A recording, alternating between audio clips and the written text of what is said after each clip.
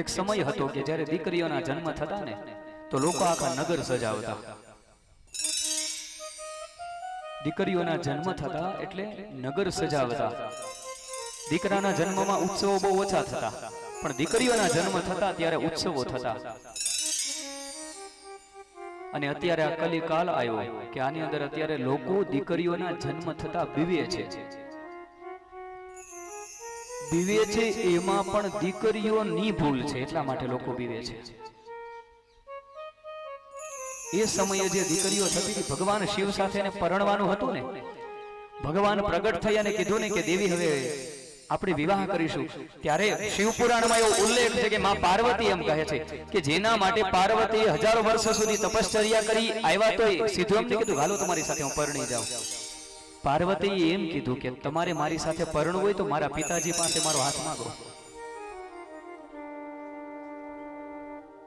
દીકરી એને કહેવાય કે પોતાનો બાપ કહે ત્યાં મૂંગા મોઢે જાય. દીકરીઓની કિંમત દીકરીઓએ ઘટાડી છે, સમાજે નથી ઘટાડી.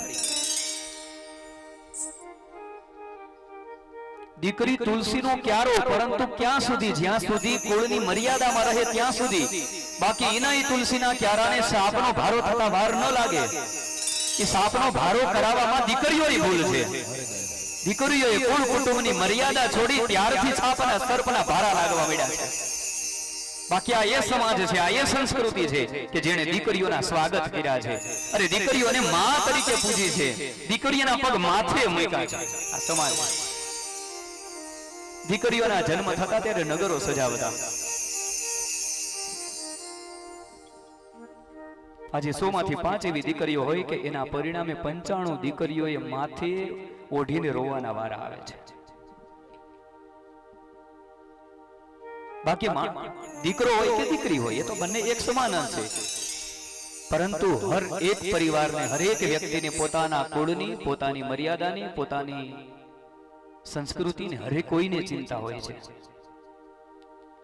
અને અમે એવા પણ દાખલા જોયા છે કે 20-20, 22-22 વર્ષની દીકરીઓ થાય, 25 વર્ષની દીકરીઓ થાય,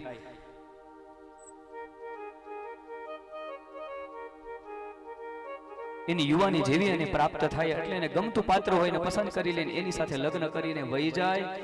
અને એવા દાખલા નજર સામે જોયા છે કે જ્યારે મા બાપ માથે પાઘડી કાઢીને કહે કે દીકરી અમે લોકોમાં મોઢું હું બતાવશું, તો પોલીસ સ્ટેશનમાં ઊભી ઊભી દીકરી એમ કે મોઢું ન બતાવી શકતા હોય તો દવા પી જાઓ, હું ક્યાં કહું છું મોઢું બતાવો. થઈ ને ફટ જ આવી દીકરીઓને.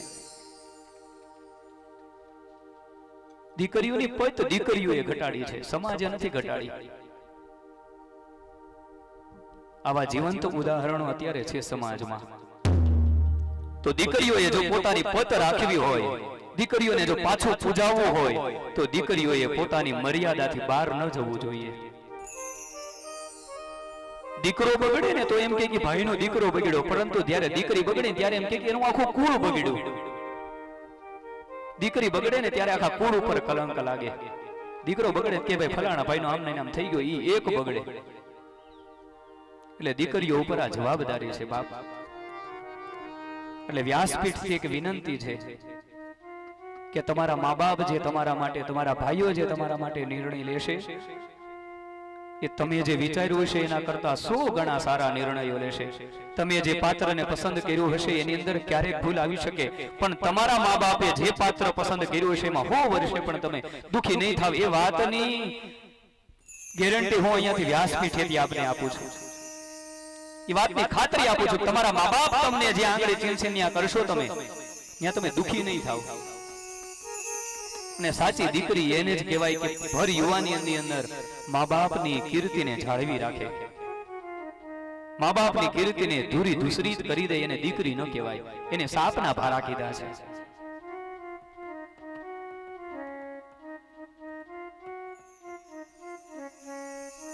એટલે 6 મહિનાના, વર્ષ દિવસના, 15 દિવસના, 2 વર્ષના પ્રેમની પાછળ એ પ્રેમ નહીં, એ ખરેખર તમારો વેમ છે. સાચો પ્રેમ તમારા મા બાપે તમને આપ્યો. તમને લાડકોડથી તમારા ઉછેર કર્યા, પેટે પાટા બાંધીને તમને ભણાવ્યા હોય, પેટે પાટા બાંધીને તમારી હરે એક ઈચ્છાઓને પૂરી કરી હોય.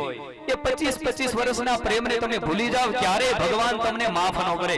તમે મા બાપને છોડીને જાઓ ને તમારા જીવનની અંદર શાંતિ આવે, એ વાતમાં કોઈ માલ નથી. ક્યારેય ન બની શકે તમારા મા બાપની આંતરડી તમે દુભાવી અને તમે પારકાને પોતાનો કરીને વયા જાઓ તો જેણે જેણે મા બાપની આંતરડી દુભાવી હોય એના જીવનમાં ક્યારેય શાંતિ કે સુખની પ્રાપ્તિ ન થાય. કથા એ શીખવે છે અહીંયાથી, કથા એ નથી શીખવતી. કથામાંથી એ શીખવાનું છે તમારે કે કે પ્રમાણે માં સીતા લાડકોટ થી મોટા થયા અને રામને વૈરા, કે પ્રમાણે હિમાચલ ને ત્યાં પ્રગટ થઈને માં પાર્વતી ભગવાન શિવને વૈરા, કે પ્રમાણે રાધાજી કૃષ્ણને પ્રાપ્ત થયા. ક્યાં એક પરંપરા હતી, ક્યાં એક સંસ્કૃતિ હતી, ક્યાં એક સભ્યતા હતી કે દીકરી હાલી જાતી હોય તો માથું ઊંચું ન હોય. અને અત્યારે એવા કપડા પહેરી દીકરીઓ નીકળે કે બજારમાં ઉભા હોય અને માથા હેઠા કરવા પડે. ક્યાં આપણી આ સભ્યતા ને આ સંસ્કૃતિ ગઈ અત્યારે વિચાર તો કરો. એટલે એક વાત યાદ રાખજો, તમે જ્યાં પણ તમારું પાણી ગ્રહણ કરશો, આ દુનિયામાં સૌથી હિતેચ્છુમાં હિતેચ્છુ કોઈ પાત્ર હોય ને તો એ માં અને બાપ છે. કોણ? મા બાપ સિવાય આપણા હિતેચ્છુ આ જગતમાં કોઈ નથી. અને મા બાપ સિવાયના જેટલા પણ પ્રેમ છે એ બધા પ્રેમની આપણે કિંમત ચૂકવવી પડશે. વગર કિંમતે તમારે જો પ્રેમ મળતો હોય નિસ્વાર્થ ભાવનો તો એ મા બાપનો છે. અને જે નિસ્વાર્થ ભાવે તમને પ્રેમ કરે છે એ ક્યારેય તમને ખોટી જગ્યાએ નહીં મોકલી દે. જે તમને પ્રેમ કરે છે એનું પહેલું લક્ષણ એ છે કે તમે ક્યારેય દુખી ન થાવ એની ચિંતા એ કરશે. એ પ્રેમનું પ્રથમ લક્ષણ છે. અને એ પ્રથમ લક્ષણ મા બાપમાં જોવા મળે, મા બાપ સિવાય અન્ય ક્યાંય નહીં. કે તમારા સુખની ચિંતા કરે એ મા બાપ, કે મારી દીકરી જ્યાં સાસરે જાય ને ત્યારે દુખી ન થાય. પણ દીકરીએ જે એવું ઠેકાણું લઈ લીધું હોય કે બાપ ક્યારેય કે ભાઈ ક્યારેય કે મા બાપ ક્યારેય જઈને પગ ન મૂકી હગે, અને પ્રેમ વધીને 2 મહિના 3 મહિના 6 મહિના વધીને વરહ દી, જેવું તમારા તરફનો સ્વાર્થ પૂરો થયો એટલે મોડું સ્વરૂપ એનું એ બતાવી જ દે. તમારી સાથે પ્રેમ લગ્ન ક્યારે કરે? તમારી સાથે પ્રેમ લગ્ન ક્યારે કરે? જ્યારે આમ ક્યાંય નો થતું હોય સારી રીતે, એટલે હારા માણા દીકરા જ ન થઈ જાય. તો એક કરબદ્ધ વિનંતી છે સમાજને, કેમ કે જે ડાયા છોકરાઓ છે, જેને ધંધો કરવો છે, જેની પાસે ધંધા વ્યવસાય છે, મા બાપના સંસ્કાર છે, એને માટે એવો સમય જ નથી કે તમારી પાસે તમને પ્રેમ કરે. એવો સમય જ નથી. એની પાસે કમાવું, એની સાથે પરિવારને ઉભો કરો, એની ઉપર જવાબદારી છે બધી. એટલે પરિણામ સ્વરૂપે સારી સારી દીકરીઓ છે એવા ખોટા માર્ગે વહી જાય ને સારા છોકરાઓ જે ભણેલા ગણેલા હોય, મહેનત કરેલા હોય, એના જીવનની અંદર એવું કોઈ પાત્ર નથી પ્રાપ્ત થતું. તો એક કરબદ્ધ વિનંતી છે કે તમે તમારી જ જ્ઞાતિની અંદર કદાચ લગ્ન કરો તો વડીલોને આગળ કરીને કરો.